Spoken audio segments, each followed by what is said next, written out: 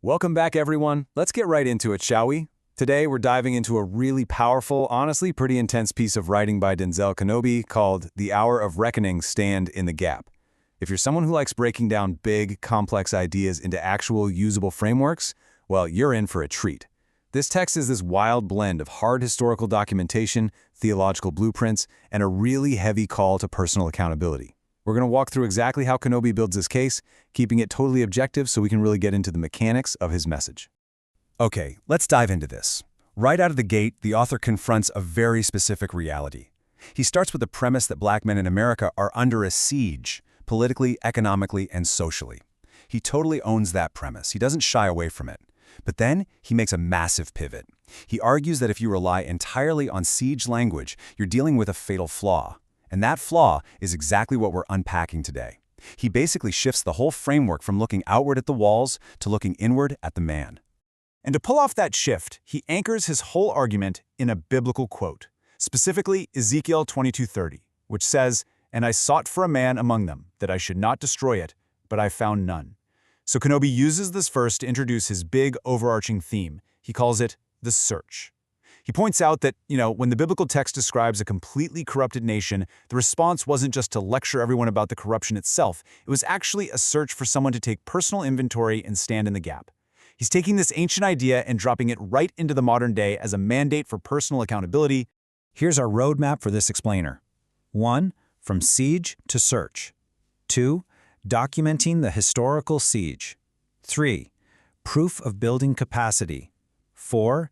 The blueprint of Nehemiah. 5. Reclaiming brotherhood and manhood. And finally, number 6, the watchman's final mandate. All right, section 1, from siege to search, changing the paradigm. And this brilliantly illustrates that shift we were just talking about. On the left, you've got the siege mentality. Kenobi argues that this mindset basically traps you into just describing the enemy's position. It makes the walls around you the subject of the story, and the man, he's just the object getting acted upon.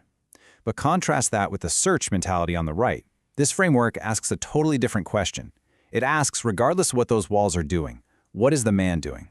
It shifts the focus 100% over to personal accountability and agency. So you move from what's being done to a group to what the group is doing for themselves. Moving on to section 2, documenting the historical siege, the case built on documents.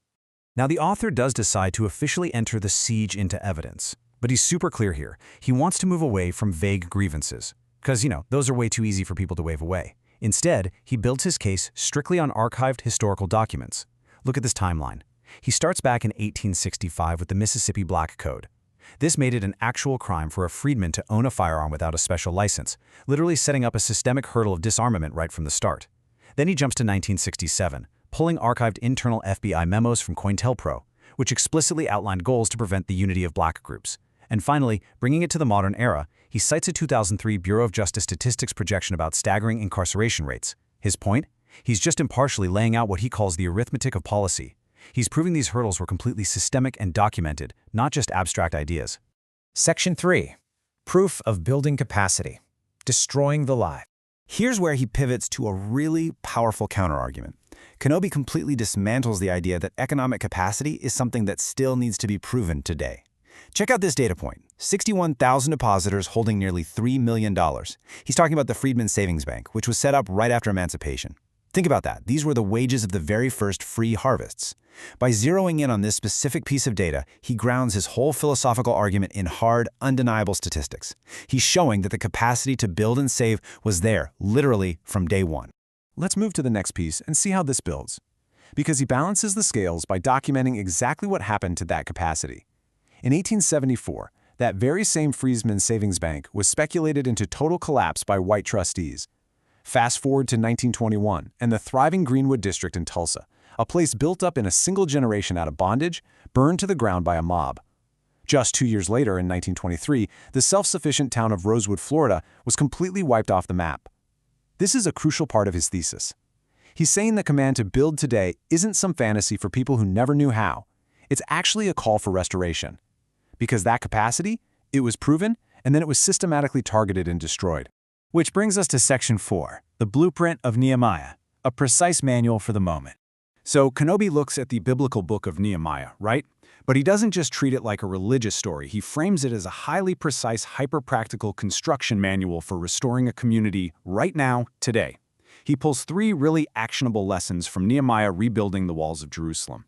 Number 1, build nearest your house. In real terms, prioritize your own family, your own health, and your own bank accounts before you try fixing grand societal theories. Number 2, the sword and the trowel together. In the story, the builders literally worked with a tool in one hand and a weapon in the other.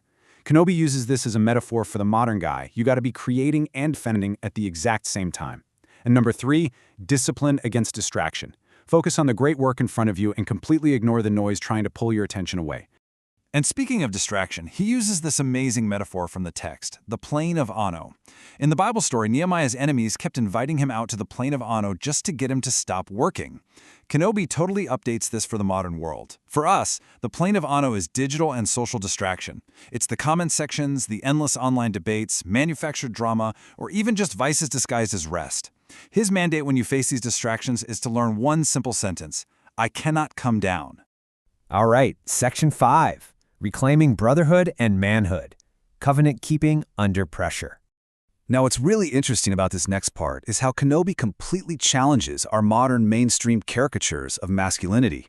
He pulls from ancient wisdom like Proverbs and the Book of Sirach to argue that real manhood, it has absolutely nothing to do with conquest or being the loudest guy in the room or body counts. No way. He defines it strictly as covenant keeping under pressure and having rigorous internal self-mastery. He even points out that ruling your own spirit is historically ranked higher than capturing a whole city.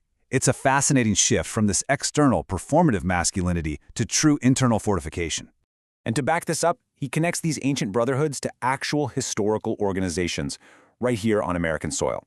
He basically traces a straight line from one Maccabees in the ancient world, where a father and his sons closed ranks against an empire, straight over to the Free African Society in Philadelphia in 1787, who pooled their resources for mutual aid.